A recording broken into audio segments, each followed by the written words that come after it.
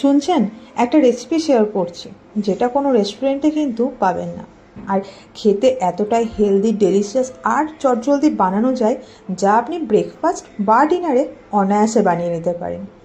দেখেই বুঝতে পারছেন ঠিক কতটা সুন্দর হয়। তো চলুন রেসিপিটা দেখে নিই। নমস্কার, আমি অর্চিতা, অর্চিমিত রেসিপি মার চ্যানেলে সকলকে স্বাগত জানাই নতুন রেসিপিতে। প্রথমেই এই রেসিপিটা বানানোর জন্য একটা ব্যাটার বানিয়ে নিতে হবে। ব্যাটার বানাতে লাগছে এখানে 2 কাপ আটা, 1 কাপ ময়দা। যেহেতু আমি হেলথের কথা এবং টেস্টের কথা মাথায় রেখেছি, তাই আটা পরিমাণটা বেশি রেখেছি এবং ময়দার পরিমাণটা অল্প রেখেছি। চাইলে কিন্তু আপনারা পুরো রেসিপিটায় আটা দিয়ে বা পুরোটাই ময়দা দিয়ে বানাতে পারেন। তারপর এখানে একটু ভেজিটেবল অ্যাড করেছি, গ্রেট করে নেওয়া গাজর, ছোটো ছোটো করে কুচি করে নেওয়া ক্যাপসিকাম, পেঁয়াজ, প্রায় 10টা থেকে 12টা রসুনকে ভালোভাবে থেতো করে নিয়েছি। মুঠো ভর্তি পরিমাণে দিয়েছি এখানে ধনেপাতা কুচি, আর তার সঙ্গে দিয়ে দিয়েছি 3 টেবিল চামচ পরিমাণে সুজি। স্বাদ অনুসারে অবশ্যই কিন্তু নুন এবং অল্প একটু পরিমাণে গোলমরিচ গুঁড়ো অ্যাড করতে হবে। মশলা হিসাবে এখানে দিয়ে দিয়েছি 1 চা চামচ পরিমাণে চিকেন মশলা। এবারে আমি এখানে অ্যাড করে নেব 2টো ডিম। আপনারা চাইলে 3টে ডিমও অ্যাড করতে পারেন, তবে ডিমটা কিন্তু অবশ্যই যোগ করবেন, এতে কিন্তু টেস্টটা ভীষণ সুন্দর হয়। আর দিয়ে দেবো 3 কাপ পরিমাণে দুধ। 3 কাপ পরিমাণে আমি যেহেতু আটা এবং ময়দা নিয়েছি, তাই 3 কাপ পরিমাণে দুধ নিয়েছি। তারপরে যদি মনে হয় যে ব্যাটারটা আরেকটু পাতলা করার প্রয়োজন আছে, তাহলে আমি জল অ্যাড করব। একেবারে আমি 3 কাপ পরিমাণে দুধ এখানে অ্যাড করব না। প্রথমে 2 কাপ পরিমাণে দুধ অ্যাড করে সমস্ত উপকরণগুলোকে ভালোভাবে মিশিয়ে নিতে হবে, এবং তারপরে যদি মনে হয় যে হ্যাঁ দুধ লাগবে, তাহলে দুধ বা জল আমি অ্যাড করব আস্তে আস্তে। আর দেখুন, সমস্ত উপকরণগুলো কিন্তু খুব ভালোভাবে মিশিয়ে নেওয়া হয়ে গিয়েছে। দারুণ একটা থিক ব্যাটার তৈরি হয়ে গিয়েছে। এবারে ঢাকা দিয়ে প্রায় আধ ঘন্টা মতো রেস্টে রেখে দিতে হবে, যাতে সুজি, আটা সমস্তটা খুব ভালোভাবে দুধটা অ্যাবজর্ব করে নেয়। ততক্ষণে আমি একটা স্টাফিং বানিয়ে নেব। তার জন্য এখানে একটা কড়াই নিয়ে কড়াইয়ের মধ্যে ছোট ছোট করে কুচো করে নেওয়া পেঁয়াজ দিয়ে দেবো। পেঁয়াজটাকে ভালোভাবে 2 থেকে 3 মিনিটের জন্য ভেজে নিতে হবে। একটা বড় সাইজের পেঁয়াজকে ছোট ছোট করে কুচি করে নিয়েছি আমি। মিডিয়াম ফ্লেমে পেঁয়াজটা ভাজতে ভাজতে দেখবেন কালারটা অনেকটাই চেঞ্জ হয়ে গিয়েছে এবং নরম হয়ে গিয়েছে। সেই মুহূর্তে দিয়ে দেবো প্রায় 12 থেকে 15 কোয়া রসুনকে থেতো করে নিয়েছিলাম, সেই রসুন থেতো।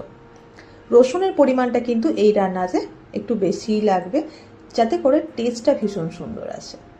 পেঁয়াজ আর রসুনটাকে কয়েক মিনিটের জন্য ভেজে নেওয়ার পরে ছোট ছোট করে কুচি করে নেওয়া চিকেনটাকে 1 থেকে 1.5 মিনিটের জন্য ভেজে নেব হালকা।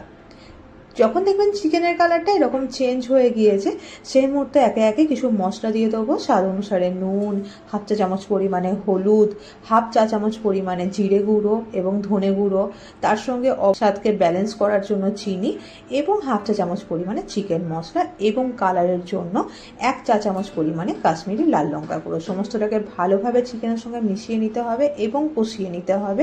যত সুন্দর কষিয়ে রান্না করবেন, টেস্ট কিন্তু এই মুহূর্তে সেরকমই আসবে।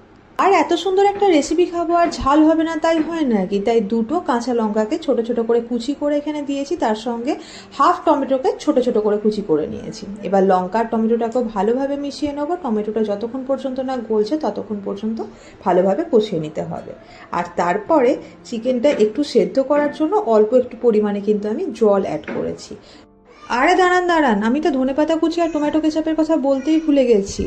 অল্প একটু পরিমাণে ধনেপাতা কুচি আর 1 চা চামচ পরিমাণে টমেটো কেচাপটা কিন্তু অ্যাড করতে ভুলবেন না, তাতে কিন্তু খেতে ভীষণ সুন্দর হবে। আর ঝালটাকে আর একটু বেশি বাড়ানোর জন্য আমি দিয়ে দিয়েছি রেড চিলি পেস্ট।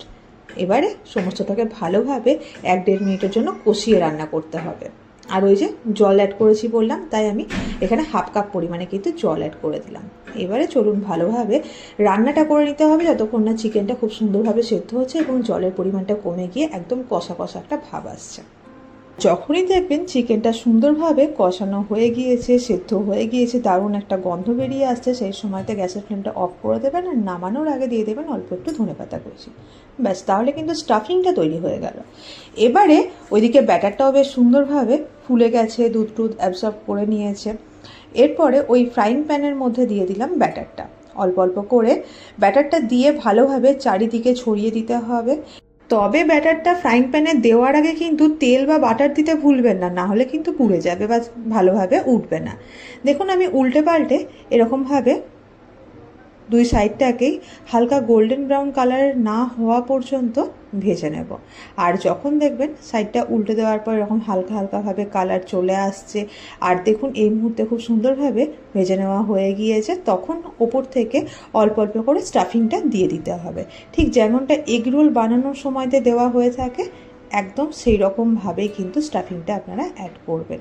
তারপরের বিষয়টা একদমই সোজা, ঠিক যেমনটা দোকানে বা রেস্টুরেন্টে আপনারা এগ রোল খেয়ে থাকেন, ঠিক সেরকমভাবে এটাকে গোল আকারে রোল করে নিতে হবে। ব্যাস, তাহলেই তৈরি। কি ভাবছেন এতই সোজা?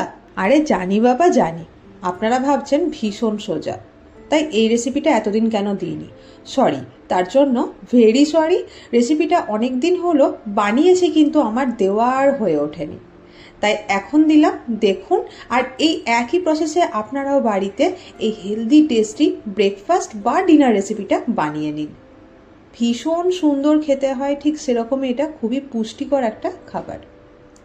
বাড়িতে যদি আপনারা এইভাবে বানান, খেতে কেমন হয়েছিল কমেন্ট বক্সে কিন্তু অবশ্যই লিখে জানাবেন। আমি কিন্তু ওয়েট করে থাকবো। আর তার সঙ্গে লিখে জানাবেন আপনারা এই রেসিপিটা কোথা থেকে দেখছেন, খুব ভালো লাগবে।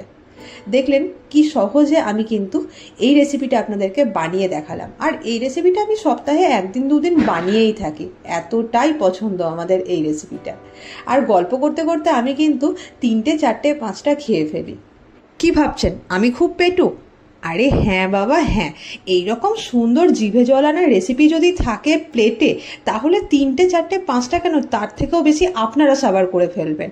রেসিপিটা খেতে এতই ভালো হয়, এতই সুন্দর হয়। তাই ঝটপট বানিয়ে ফেলুন। কেমন হয়েছিল লিখে জানাবেন। আর এরপরে নেক্সট কোন রেসিপি আপনারা দেখতে চান সেটাও কিন্তু লিখে জানাবেন। ভালো থাকবেন, সুস্থ থাকবেন।